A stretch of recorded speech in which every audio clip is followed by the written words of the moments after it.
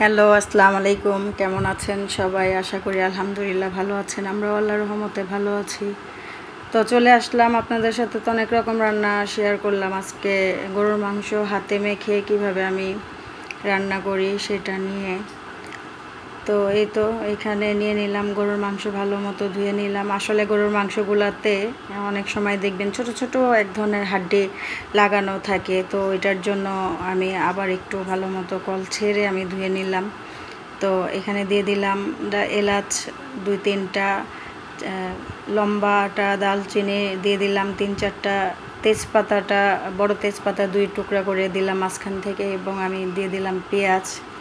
এখন দিয়ে দিব এক এক করে আমি মশলা। প্রথমে দিয়ে দিব মরিচে হলুদের গুঁড়া, যেটা আমি একসাথে মিক্স করে রাখি। আমি এখন দিয়ে দিলাম আদা রসুন বাটা পেস্ট। এখন দিব মরিচ হলুদের গুঁড়া, আমি যেটা দুইটা একসাথে করে মিশিয়ে রাখি ওইটা। আর সাথে দিব হলো দারচিনি, এই জিরার গুঁড়া এবং ধনিয়া গুঁড়া সাথে দিব লবণ। আর দিব হলো গিয়া এই সাদা গোলমরিচ পেস্টটা নাই, তো এখন দিয়ে দিব হলো জায়ফল জয়িত্রী, ওইটা দিয়ে আমি ভালো তেল প্রথমে হাতে মাখায় নেব। তো হাতে মাখানোর পরে আমি দিয়ে দিব হলো গিয়ে তেল দিয়ে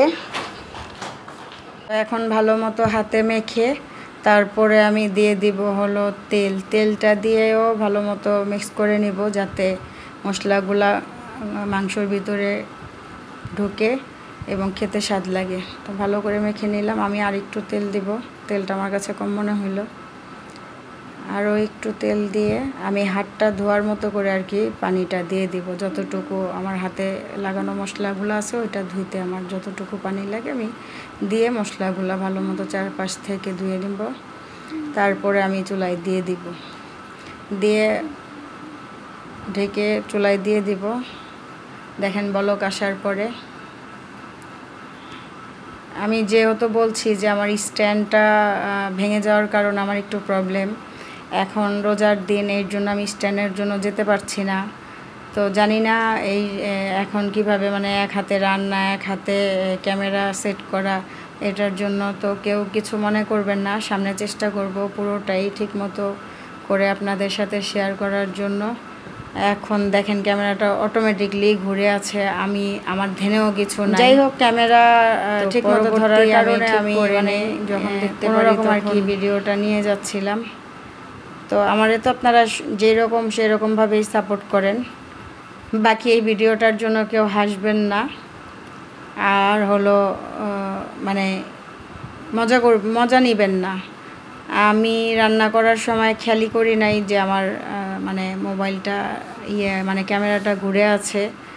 তো যাই হোক, এখানে আমি মাংসটা ভালো মতো নাড়াচাড়া দিয়ে দেখেন আমি যতটুকু পানি দিছি তারপরে যতটুকু পানি উঠছে সেটা মিলিয়ে নিয়ে এই যে করলাম। এখন আলু ছেড়ে দিব। আলুটা ছাড়ার পরে ততক্ষণ পর্যন্ত আমি কোনো পানি দিব না, মানে ভালো মতো না কষানো পর্যন্ত আমি কোনো পানি দিব না। আমি আলুগুলো দিয়ে আলুর পানি, মাংসর পানি যেটা বের হয় সেটা দিয়ে ভালো মতো কষিয়ে নিব। ওই যে পেঁয়াজটা যেটা আনাম দেখা যাচ্ছে, এটা দেখা যাবে না, ঝোলের সাথে সাথে মানে পুরা মিশে যাবে।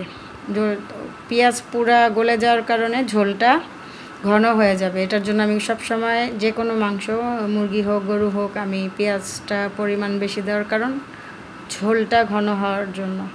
তো আলুটা দেওয়ার পর আমি ভালো মতো ঢেকে দিব। ঢেকে দেওয়ার পর আলুর থেকে পানি বের হওয়ার পরে তখন মিডিয়াম হাই রেখে আমি ভালো মতো আবার কষায় নিয়ে তারপরে পানি দেবো, এর আগে না।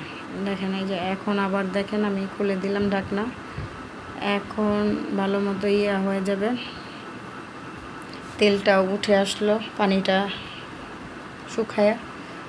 এই যে তেলটা চলে আসার পরে আমি এখন ভালো মতো কষায় নিব, যে নিচে যাতে লেগে না যায়।